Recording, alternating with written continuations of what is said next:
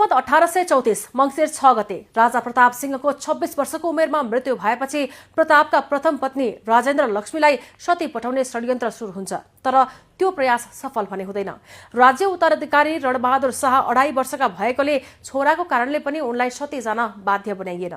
प्रताप सिंहका 8वटी सुसारे केटी अर्थात् रखेल र प्रताप सिंहकी भित्रिनी दोस्रो श्रीमती मैजू रानी त्यति बेला सती गएकी थिइन्। शेरबहादुर शाहलाई जन्म दिएपछि प्रताप सिंहको देहान्त भएको 1 महिनापछि सती पठाइएको छ मैजू रानीलाई।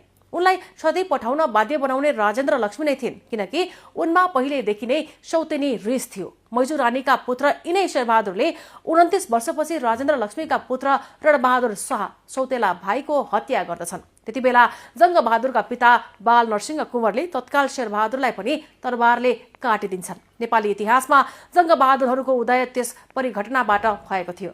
बेतियामा निर्वासित बहादुर शाहलाई नेपाल बोलाइन्छ र विक्रम सम्वत 1835 मा बहादुर शाह नायब बन्दछन् र उनी र राजेन्द्र लक्ष्मीले देवर भाउजू मिलेर 10 महिनासम्म संयुक्त शासन गर्दछन्। राजेन्द्र लक्ष्मीलाई सर्वजित राणा मगरसँगको अनैतिक कार्यको बात लाग्छ। उनी नजरबन्दमा पर्छिन्। फेरि विक्रम सम्वत 1836 मा राजेन्द्र लक्ष्मीलाई निर्दोष ठहराइन्छ, कैद मुक्त गरिन्छ। उनलाई निर्दोष साबित गर्न मोहदाम कृति शाहको भूमिका रहेको छ र फेरि बहादुर शाह निर्वासित जान बाध्य हुन्छ।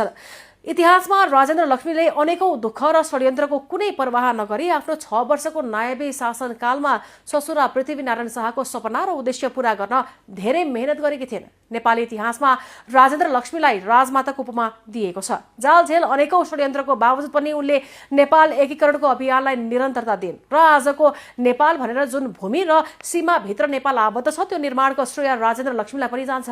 नेपाली इतिहासमा महिला नायबी भएर शासन गरेको उनको शासनकाललाई सफल नै मानिन्छ। शाहवंशीय परम्परामा ज्येष्ठ पुत्र मात्रै राजा हुन पाउने परम्पराको कारण पनि समय समयमा षड्यन्त्रका उछालहरू उर्लनु स्वाभाविकै थिए।